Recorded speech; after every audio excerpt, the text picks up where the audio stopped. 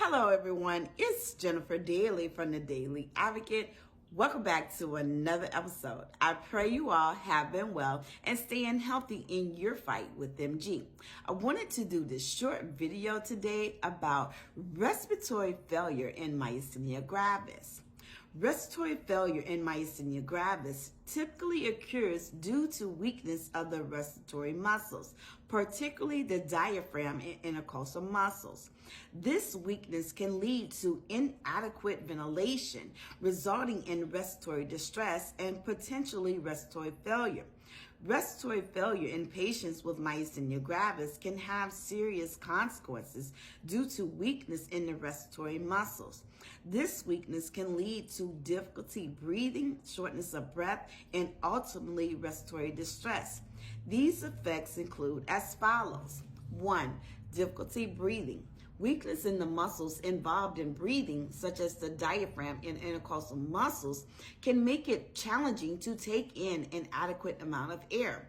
2. Shortness of breath. As respiratory muscles weakness progresses, individuals may experience increased difficulty in breathing, leading to feelings of breathlessness even during minimal exertion. 3.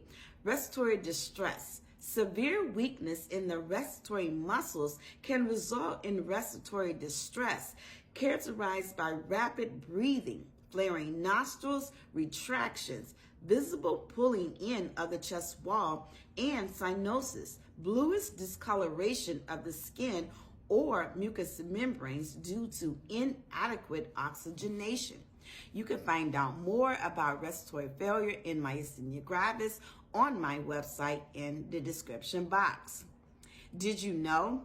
Aristotle Onassis, he amassed the world's largest privately owned shipping fleet and was one of the world's richest and most famous men. Also married to Jackie Kennedy, died in 1975 of respiratory failure due to complications of myasthenia gravis, from which he suffered the last years of his life. Many healthcare providers may not be fully aware of these nuisances and could potentially misinterpret the symptoms of respiratory compromise in MG patients as solely being due to anxiety.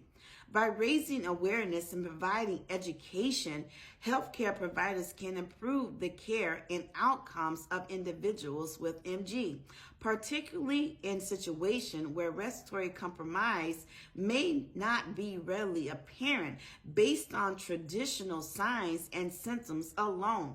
Collaborations between patients, caregivers, and healthcare providers is key to optimizing the management of respiratory complications in MG and improving patient safety and outcomes.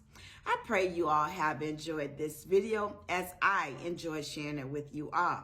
I pray we all can bring more awareness to respiratory failure in MG as it is essential and learn to recognize the signs and symptoms of respiratory distress.